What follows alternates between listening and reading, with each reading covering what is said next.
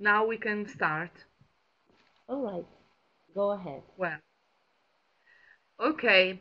Thank you for your patience, Carol, and thank you for giving me hospitality into your room as a presenter.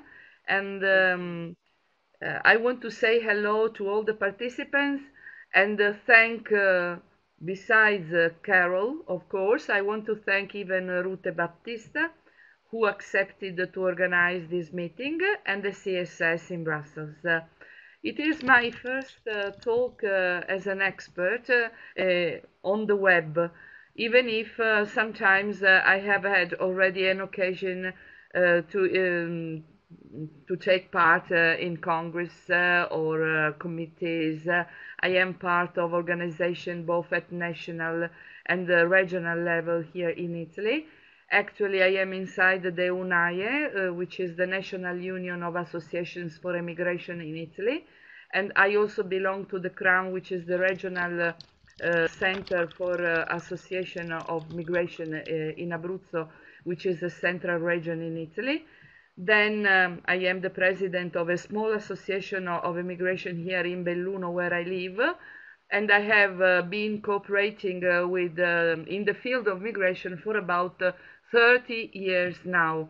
So I have been dealing with such topics for a very long time.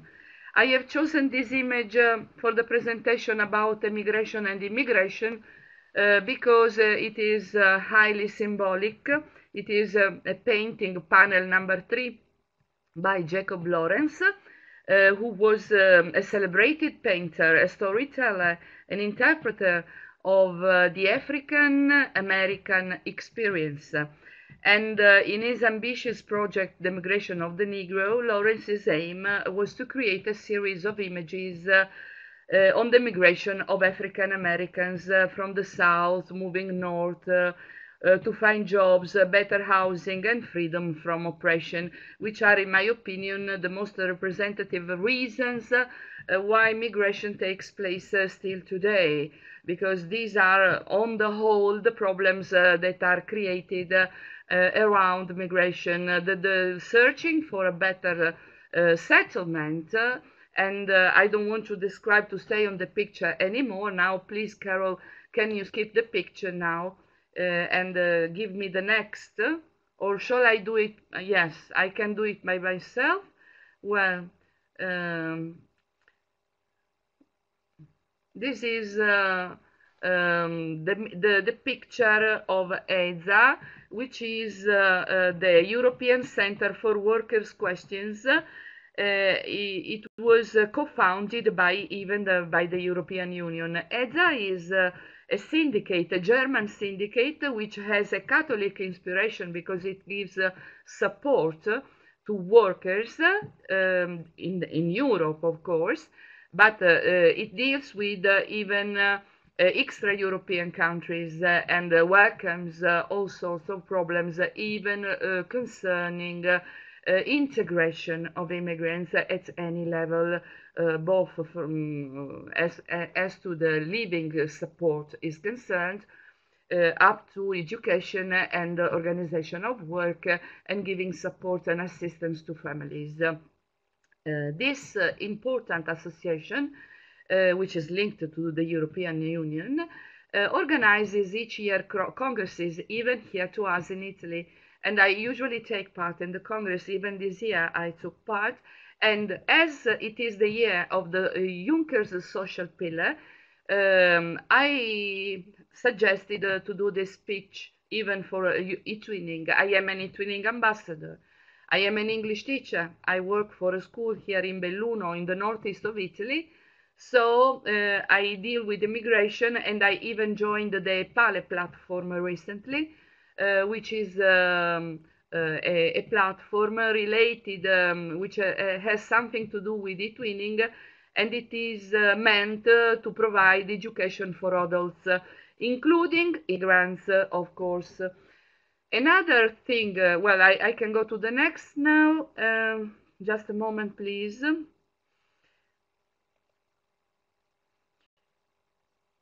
Well, this is myself during last year's Congress. And I want to talk now about school education as a first step to move towards integration, because I am a teacher, first of all. Well, this is not important to see everything, but we have to set a general point for this important aspect of immigration or emigration, because we are immigrants and emigrants at the same time. When a person leaves when people leave their own country, they are emigrated. When they arrive in another country, they are immigrated. So this is the double facet of the same reality. Uh, so we can talk about mobility as to the studies, the professional mobility, the perspectives, and there is a conclusion then. Um, I will skip a lot of this because it is related to some particular places in France. It was a lecture taken by a very good expert, but I don't want to take all the slides because it is too long. Well, so we can see that he has carried out a research into the school system in France, and he has posed questions that are important as for everybody, in my opinion, because when we leave university or studies, we need to look for a job. And what is the mobility for students like? Well, first of all, we have the Erasmus Plus programs. Then we have students that go out and come in. Projects which are the important link between universities or schools and the working world, and then other experiences from Cyprus, Ireland, Estonia, and Iceland. Sorry. Well, the mobility for students is also related to agreements between universities and cooperation.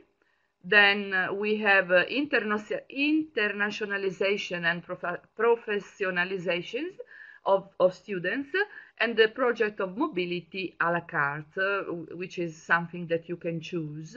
Double degrees are also important, and I know that France is carrying out a great program about double degrees, even here to us at high school level. We have students that graduate, have a degree at the end of their studies, and this degree is valid both in Italy and in France. This is the double link between the two realities. Then we have other important seats that help the student mobility, like the project that they have at Besançon. It is a particular one of France. I don't want to stay on that. Then Italian students, for instance, in the Erasmus project that go to France or move to Europe everywhere. Then the seat, which is the UNESCO heritage, and it is a glass window Besançon, and the translation of texts with the new app. Even the web, of course, is involved in this process of transformation of reality and getting towards new ways of communication. We have even scholarships, students from Latin America, from Caribbean, masters at university, and other realities that come and exchange between people. Then we live, of course, in a multicultural environment, because integration leads to that. We can't have integration without having multiculturalism and accepting the diversity. So diversity and identity cope with the same reality. Then, of course, it is necessary nowadays to have linguistic competencies as well as informatics, that is the use of technology.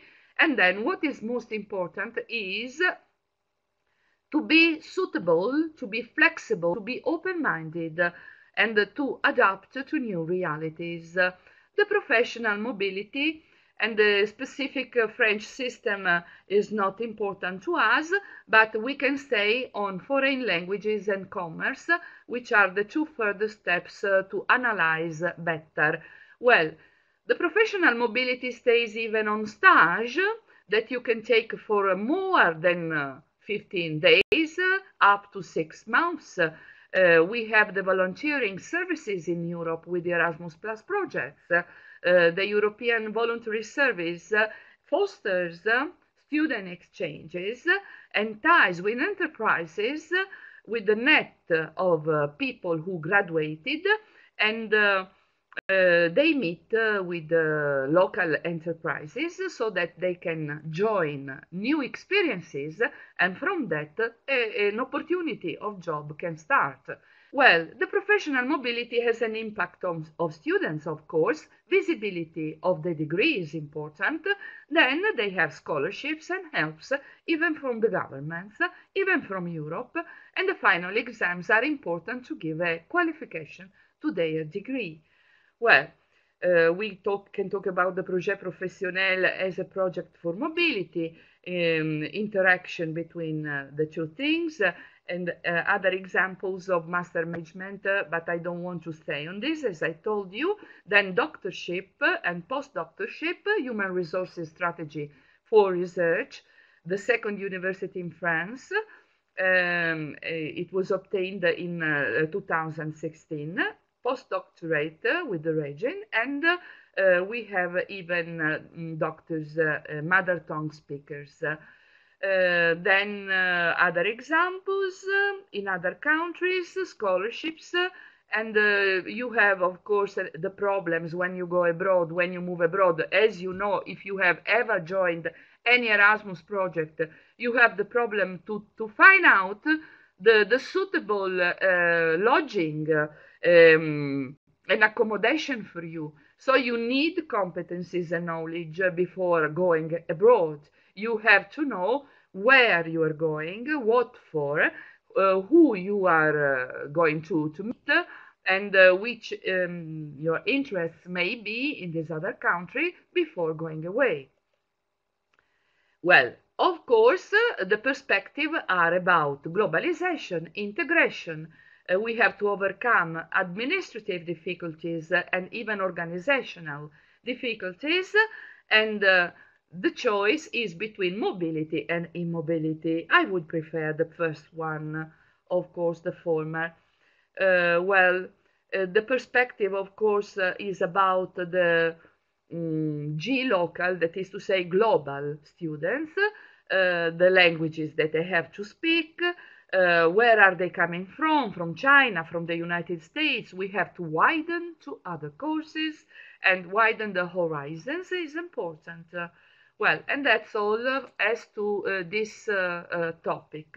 Now I am going in depth into other topics that are, of course, I can't find out. I can't find out the PowerPoints. Well, this one, maybe. Oh, okay. Just a moment, please. Well, the involvement of this European Trade Union Conference and European Center for Workers work together. These are expert talks, and they investigate into the social pillar. I was telling you before that Juncker has launched this social pillar mainly in his speech on the 26th of April 2017, and it was welcomed by the European Union despite all the disagreements, because not all of them agreed about the way to realize this social pillar, because it might seem at the beginning a bit too idealistic and not too realistic, because there are, of course, at the basis very good intentions, but they have to cope with real problems. So that's the question.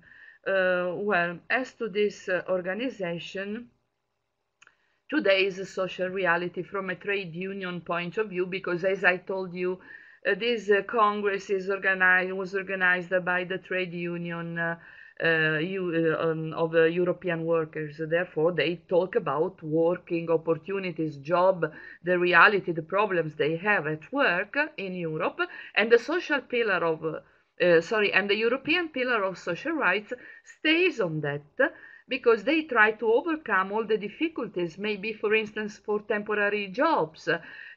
Jobs are becoming less and less permanent and more temporary. But that's not only that, because there have been lots of examples of jobs given illegally, because there is illegal hiring of workers with the person that is in the middle and is the broker, maybe the person who provides for the job and the occupation, but the pays are not, the wages are not so good. They are underpaid, and there is exploitation of workers everywhere. And besides, there is also to take into account that women have been penalized by the working field, in the working field, because most of times, as you know, they are subject to harassment or yes, violence. And this unit of trade union provides even a better word, or at least Juncker's intentions were to provide a better word, a better working opportunity, even safer opportunity of work for women. Well, now let's go to the figures. 23.7% of European population is at risk of poverty. This is the reality. 119 million people are at risk. Employment across European Union stands at 71%. Unemployment is below 8% in the European Union. Over 18 million unemployed people are present. 20% of the jobs in Europe are temporary part-time, 14% are fixed term. And wage convergence between East and West Europe has stopped since 2008. 2008 actually is considered the very critical moment when Europe met a very standstill moment, because economy didn't grow in that year, and from that moment on there was a big crisis that still today is existing. And the monetary union, of course, has created lots of problems, and we have talked in this Congress about imbalance and asymmetry, because not all of the countries in Europe and in the world on the whole are on the same level, even if a balance is required by the economic standard political system. That's the question, because there is the imbalance between the political system and the monetary system, between the south and the north of Europe, and between the countries in Europe. Today's social reality from a trade union point of view is time for Europeans to push for quality jobs, time for Europe to stop inequality and create social inclusion, time for Europe to meet its own requirements and become a social Europe. Then, general words on the social pillar. Rights first, they say. Principles needed to underpin the approach. Well, put social rights first. Convergence must lead to improvement for all workers. Protect quality employment, not just minimum standards. Guarantee non-regression.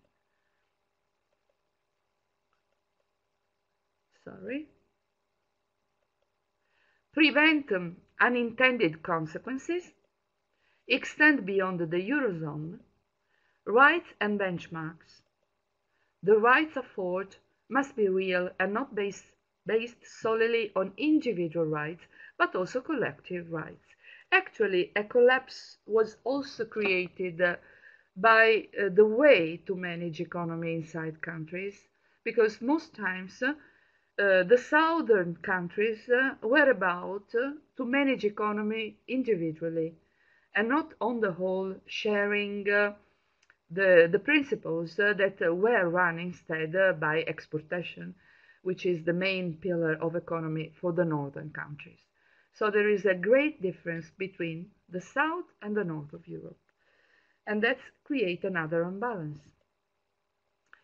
Well, the principle needed to underpin the approach are, for instance, embedding social dialogue and collective bargaining.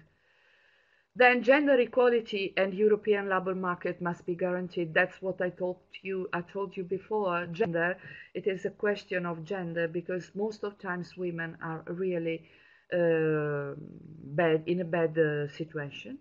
Then the European pillar of social rights must commit all participating parties. Well, and this is what the European Syndicate promoted during the Congress. Now I'm going to more and more detailed topics which I can't see.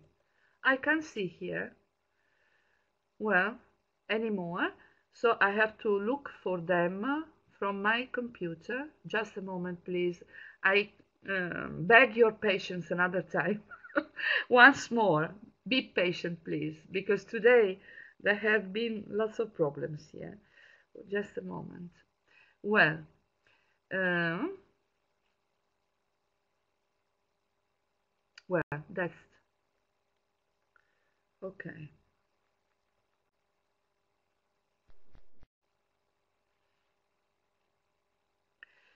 Well, this is the report from the Eurofound Labor Mobility in Europe during the Great Recession, which happened from the year 2008. This is a research carried out by Martina Bisello, the research officer of Eurofound, and this seminar was held in Riva del Garda in the province of Trento here in Italy last October.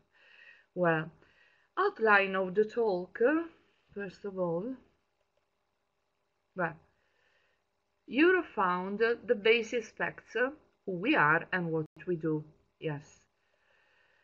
Connect our research to relevant European priorities, the pillar of social rights. Again, evidence on labor mobility during the crisis, employment transitions, and occupational mobility, transitions towards better jobs, intra-European mobility, south-north flows, and finally, concluding remarks.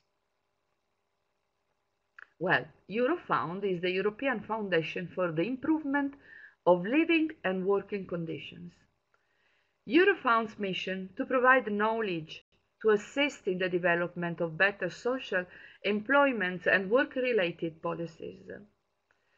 Well, this is the Europe-wide surveys, what they deal with, mainly the main topics they treat, working conditions survey, then quality of life survey, and finally company survey.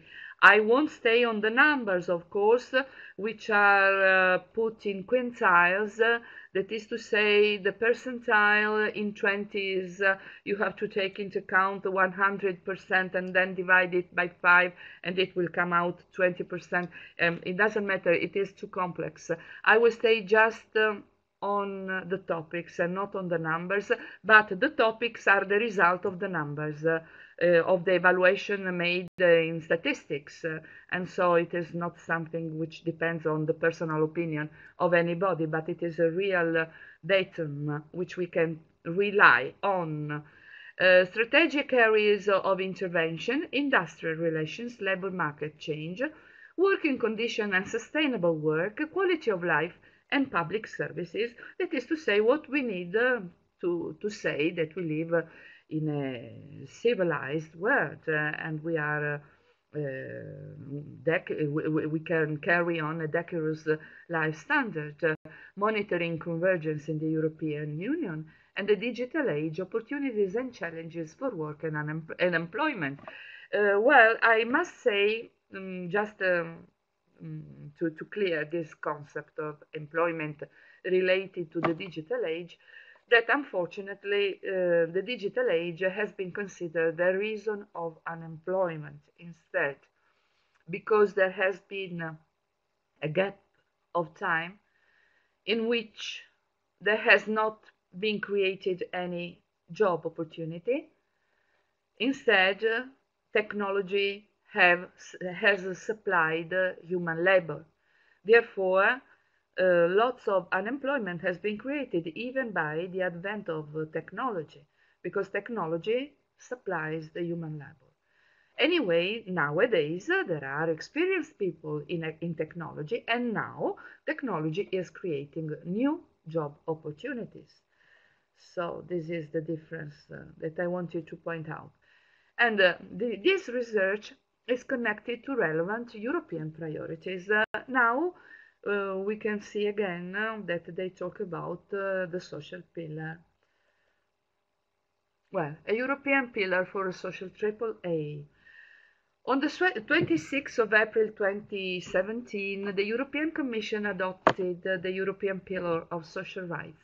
It builds upon 20 key principles and rights to support fair and well-functioning labor markets and welfare systems.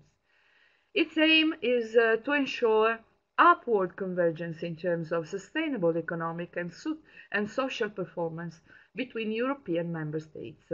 It is supported by a scoreboard of key indicators, which is structured around three main dimensions: equal opportunities and access to the labor market, first, then dynamic labor markets and fair working conditions, finally, public support, social protection and inclusion, which goes towards integration, as I told you before. Next, labor mobility in the pillar. In the European Commission recommendation of the European Pillar of Social Rights, in Chapter 2, we can find fair working conditions, which is absolutely the most civilized point, in my opinion, because when you offer a fair working conditions to laborers that come from abroad, it means that we can talk about a civilized world. Secure and adaptable employment. The transition towards open-ended forms of employment shall be fostered. Occupational mobility shall be facilitated. In the European Commission communication on establishing a European Pillar of Social Rights, we can grasp this concept. Finally, the report, IDEST, the Five Presidents Report of June 2015, highlights the need to go a step further and push for a deeper integration of national labor markets by facilitating geographic and professional mobility. So I have to stay on this point just a moment, because I want to explain this concept about the professional mobility and the geographic mobility. Yes, because nowadays something strange is happening. That is to say, for instance, from Germany, they ask for Italian engineers. They know that they want Italian engineers, so Italian engineers are professional people required in Germany, and they know that there are fields of employment that can be covered abroad. Therefore, our engineers, the problem is with Italy, because we are preparing people that will not be used after putting money on these people and giving them the support to study. These people will go abroad to work. They won't stay in Italy, and that's a question that arises from this situation, because we know that our engineers won't stay in Italy anymore. And at the same time, another thing that has been created by this request of workers depending on employment is creating another problem, that to get a job, even people that have a degree here to us go abroad. Maybe they will work in other fields that are not the ones they have studied for. And lots of young people are going away, are flying abroad and never coming back, because as you know, that when a person moves towards another country, they may face another reality, they may meet other people, they may even like to stay there, and despite their regret or homesickness, they won't come back anymore. I have listened to interviews from young people who are in Australia. They are working in the fields. They have become farmers, even if in Italy they had got a degree. and they won't come back anymore, even if their occupation there is not the one they wanted to get. So this is a problem of employment that is being created by all the crises that we have met. In the European communication on establishing a European pillar of social rights, finally, the report highlights the need to go a step further and push for a deeper integration of national labour markets by facilitating this geographical and professional mobility. That was the point. The geographical and professional, to find an occupation because you know that in your country or in another country there is a need for particular jobs. Let's go on. Well, this is the transitional labor market, the one that has been highlighted and will be explained better here. Well, transition rates from temporary to permanent contracts during the crisis. Between 2008 and 2013, for the European Union as a whole, the probability of moving from a temporary to a permanent job within 1 year decreased by around 4.6%. Transition rates from temporary to permanent contracts deteriorated in most countries. Only Finland, the UK and Latvia saw improvements, even if I would say that the UK now are facing a very particular situation because they are going to split to Europe after the Brexit.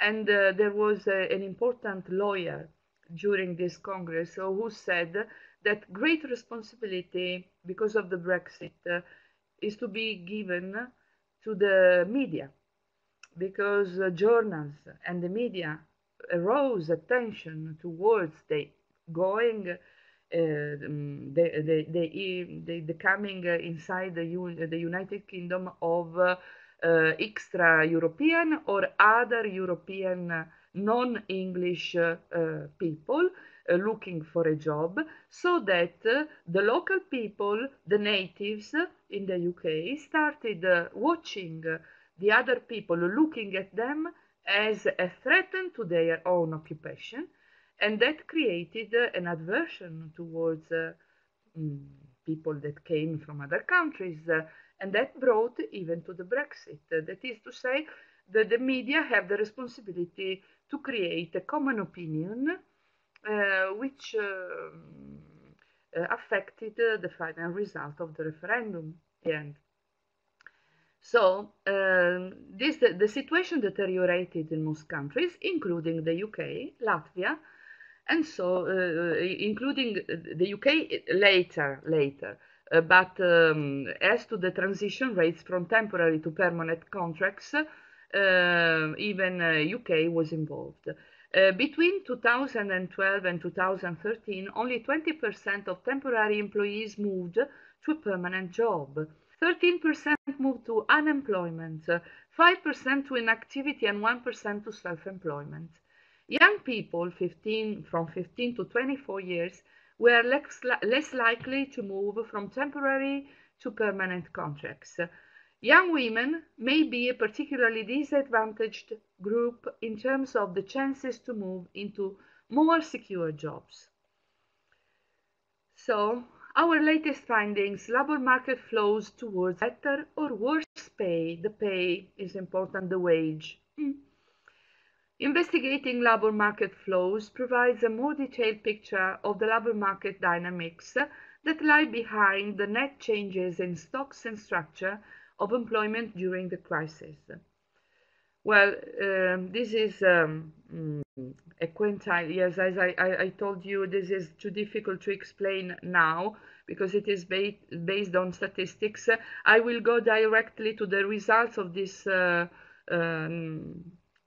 counting the population and the wages, because this is the subdivision in the quintile between low-paid job, mid-low paid, mid-paid, mid-high paid, high-paid, unemployed, and inactive.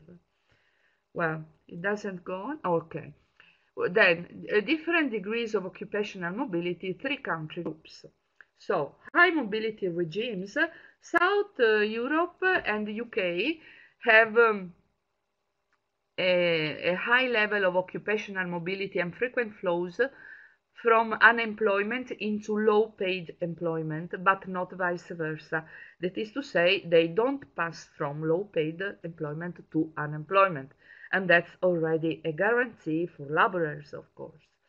Then we have less mobile labor markets in Italy and France, comparatively less mobile labor markets with limited flows between jobs or employment status. Then the dual labor markets in Spain and Poland.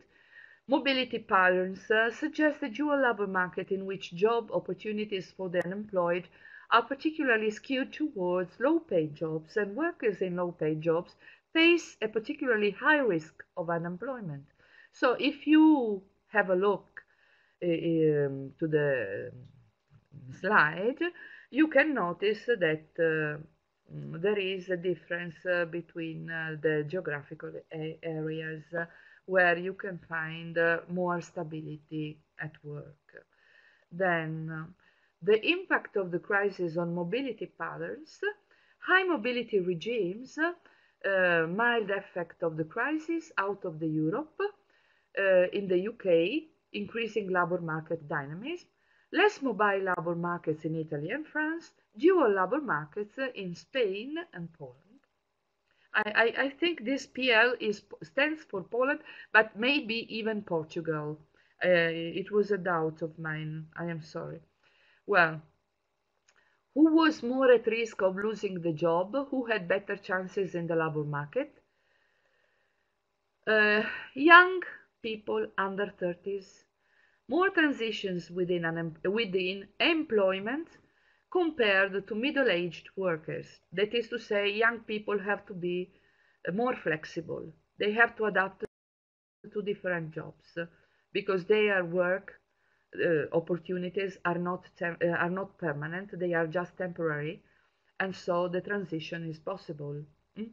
And more transitions within employment compared to middle-aged workers, because of course a middle-aged worker has already a more stable situation.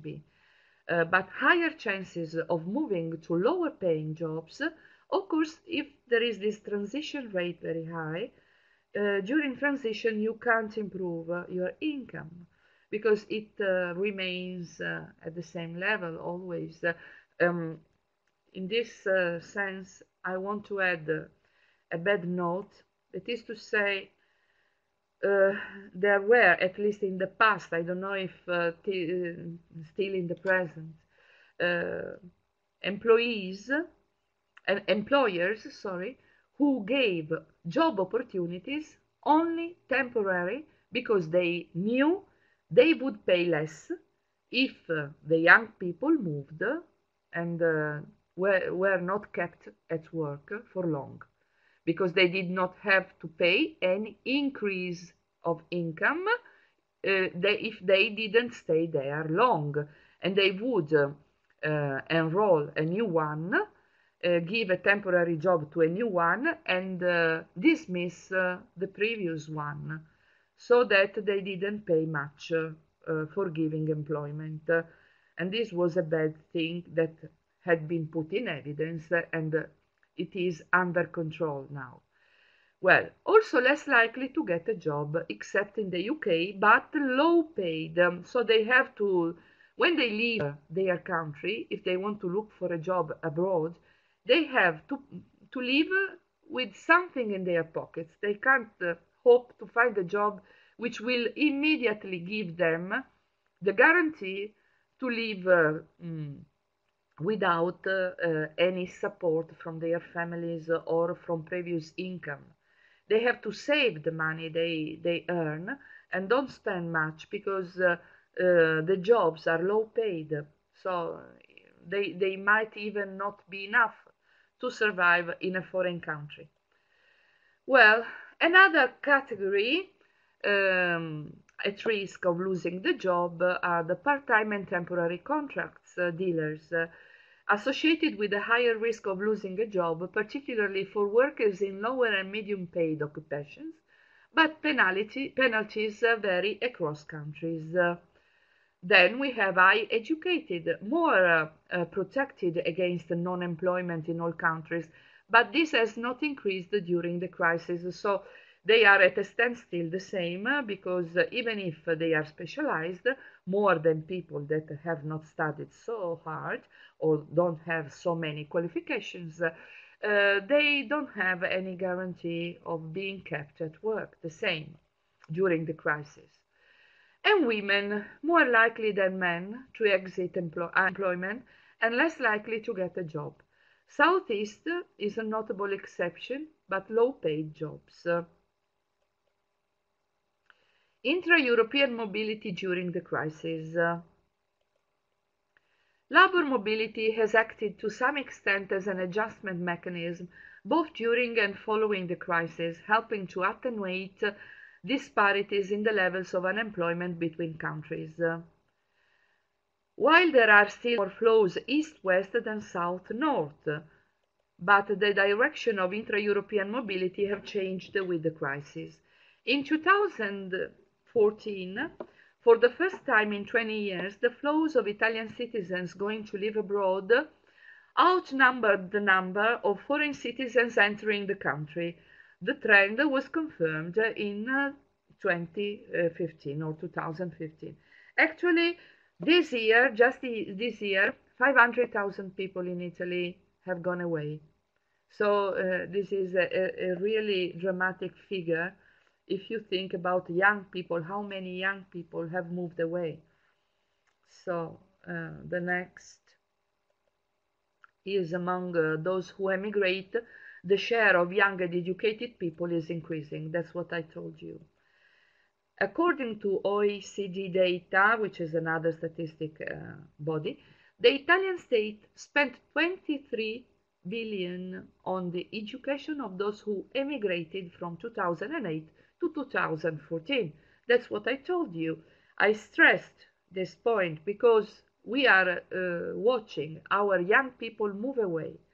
They are going away from Italy after studying here, and our government had paid lots of money to make them study in Italy. But they are leaving our country. Next, wrap up, some closing remarks. So a more detailed knowledge of labor market dynamics is necessary to understand the impact that the recent crisis had on life chances among individuals, as well as to help policymakers to improve their policy design. Of course, if we rely on data that are reliable, of course, and trustworthy, we can better understand how the working labor market is going on. And even for politicians, it is important because they can have help in stating what is good, what is bad for the countries. While a certain degree of occupational mobility is probably desirable, this should not be limited to the lower occupational levels, but allows the possibility of upgrading to better jobs. The young people are more vulnerable, of course. The crisis has also reverted the intra-European mobility flows, and emigration acted as cushion against the high youth unemployment rates experienced by southern European countries. The persistence of the trend can be read as a sign of the weakness of the economic recovery in some countries and of the increasing divergence. The European Pillar of Social Rights has been put forward to serve as a compass for a process leading to renewed socio-economic convergence. Further Eurofund work on mobility is concerned with employment transitions and occupational mobility in Europe, the impact of the Great Recession, then social mobility in the European Union, regulation of labor market intermediaries. The intermediaries are very important because they are the ones responsible for exploitation most of the time, and the role of social partners in preventing trafficking of labor. Social dimension of intra-European mobility, impact on public services. Foundation Focus 18, Workers in Europe, Mobility and Migration. Job tenure in turbulent times. Labor mobility in the European Union and recent trends and policies in October 2012. And that's all. As to the Euro Fund, the last mm, was I have to share my document because I can see it here. Well, labor mobility, Jacob Loris. This is the last one. Okay. It is a lecture by Francesco Corti. He is a doctor in European Studies and Social Politics at the University in Milan, promoting the social dimension of Europe in adverse conditions and what the social pillar of the European pillar of social rights has done for that. Well, the overview is introduction for the tension between economic and social Europe. That I already suggested this point to you before at the beginning. Economy affected the social development of Europe, of course, and the North and the South are two different realities. The outbreak of the Euro crisis, the proposal of the European Pillar of Social Rights, the content of the proposal, the European Parliament as first test for the social pillar, and conclusions, what can be expected? Well, this is the nation-based welfare state and the European integration. As you can see, there is in 1992 a very important treaty, Maastricht, which controls the monetary system in Europe and is the introduction of the euro as a single currency. Single monetary policy, economic convergence criteria, inflation rate, public finances, internet rates, exchange rate, stability and flexibility. As you can see, there is a nation-based welfare state and then the European economic space and a single market which doesn't necessarily cope with the nation-based economy. Then Single European Act in 1986 put in evidence the completion of single market and four freedoms in the European Union. For the goods, the services, the capitals, the labor, these are fundamental rights on which the European Union is based. Well, the asymmetries I talked to you about within the European Monetary Union. European sins of the European Monetary Union are to be found in full monetary union without a full fiscal union, moral hazard and loss of sovereignty, monetary integration without financial supervision, especially banking, which has had a very important role in all the crises, then the lack of benevolent hegemon in the Europe political leadership, the varieties of capitalism that we can find in Europe, export-led growth model, northern countries export the export model, then more favorable context, euro held down exchange rates and thus enhancing, instead domestic demand-led growth model, in the southern countries like Spain, Portugal, Italy, and Greece. No devaluation to offset the inflation and lower cost of capital. The next, asymmetries within the single market. Diverse welfare models and levels of social expenditure are to be found between Nordic, continental Western European, Anglo-Saxon economy, Mediterranean, Baltic, Central and Southeastern European. The next is expected social corollary of the European Monetary Union and single market asymmetry is the need for a social corollary. They talk about the corollary because they have to cope between social corollary in Europe and the single market, but there is no proper answer. Then the social acquis, the framework of the European social acquis in European primary law, the treaties are important, the European Charter, then social rights and principles of European secondary law, work environment and access to work, social protection, soft law are not real laws, they are recommendations, then European funding, policy coordination, but not exactly bills. The outbreak of the economic crisis and the exacerbation of the tensions, according to Ferreira's clash syndrome, are based on market making versus market correcting. That is to say, we run for continuous consumerism. This consumerism creates market. But if there is no correcting market, consumerism increases and there is nothing that stops it, but there is at the basis no possibility to get better incomes. So it comes to an end necessarily. It can't go on like that. So this is a correction to be made because it has been a mistake so far. The national social sovereignty versus supranational integration. Yes, the national social sovereignty is, for instance, the one we are assisting in the UK now. After the Brexit, they want to recover their national social sovereignty versus supranational. They don't accept integration anymore, or at least not in the terms that have been laid down by the treaties anymore. So there are the countries of Europe versus Brussels member states. MS stands for member states, that is to say the European countries, the members of Europe, and Brussels. They are the ones against Brussels. Creditors versus debtors, member states, north versus south. High welfare member states versus low welfare member states. The next. So, tension between economic and social union. Economy doesn't manage anymore the development of society.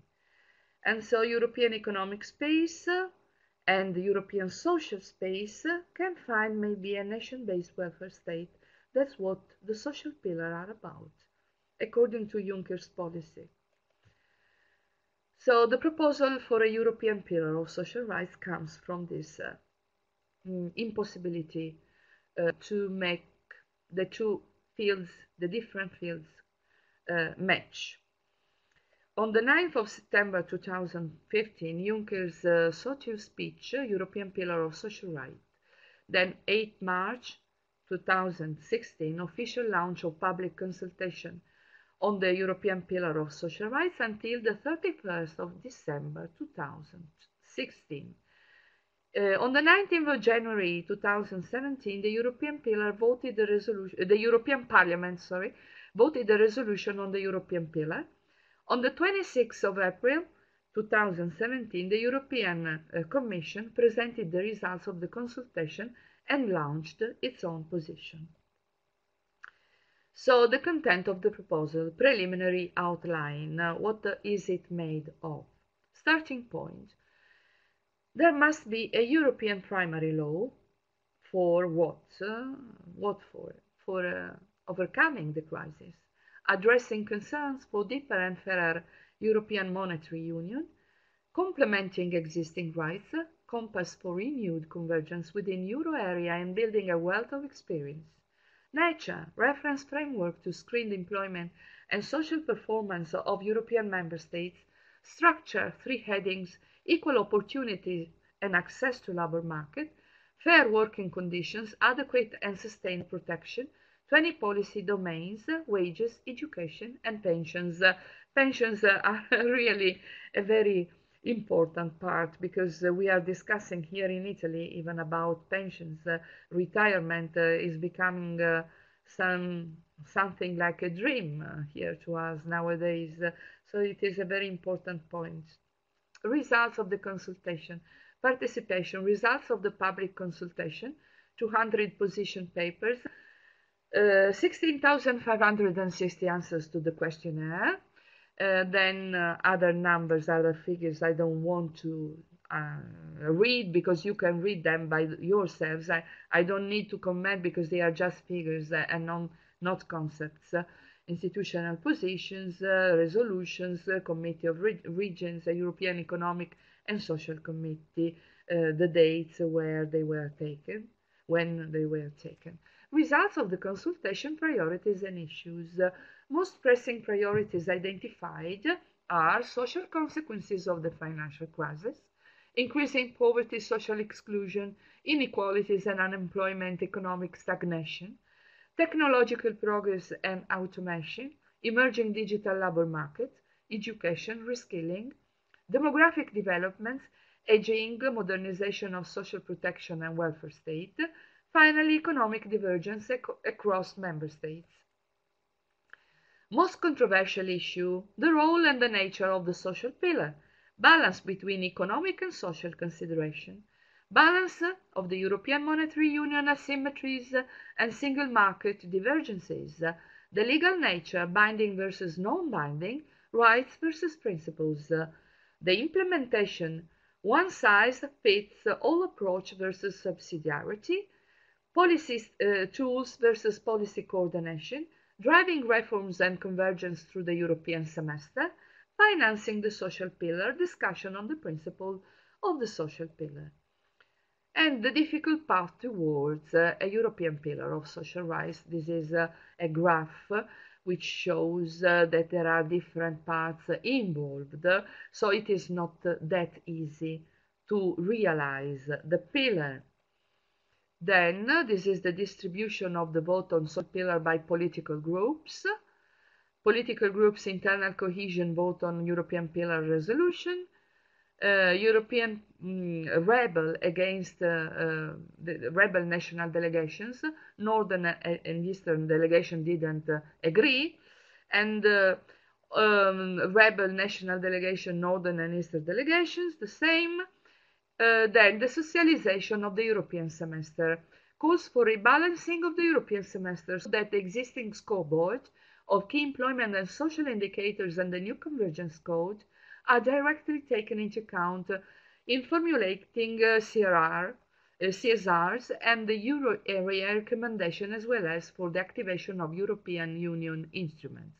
Urges a stronger role for the macroeconomic dialogue with social partners, considers macro-social surveillance to be of great importance for avoiding that economic imbalances are reduced at the expense of worsening the employment and social situation, draft proposal of Rodriguez, for a social imbalances procedure to be introduced that will prevent a race to the bottom in terms of social standards in the European Union, as Ribeiro said.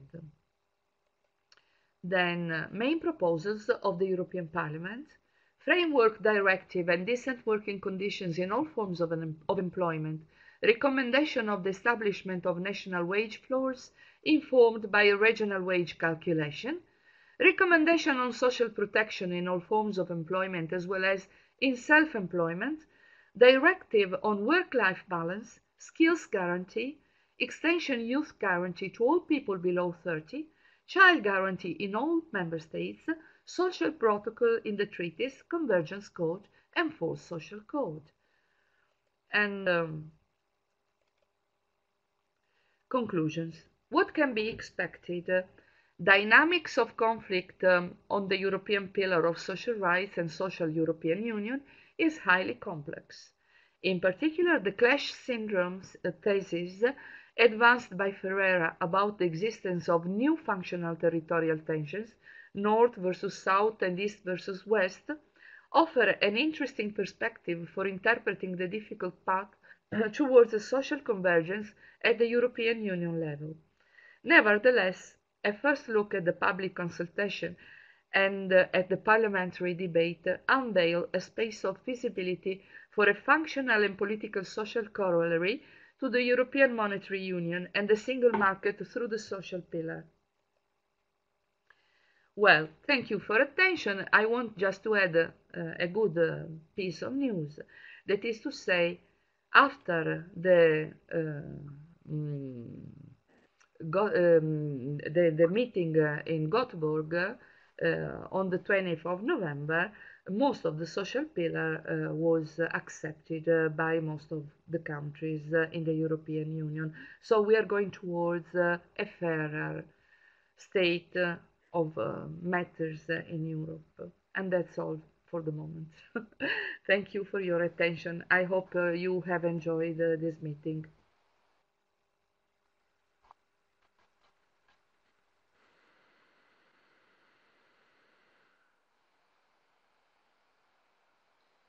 Thank you, Lia. Okay, Is there any question you would like to make to Lia before we close?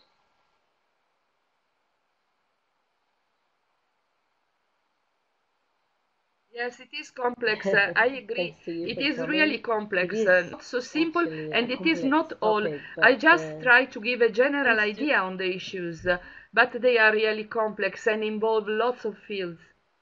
It is just a bit of the whole, a very, very little part.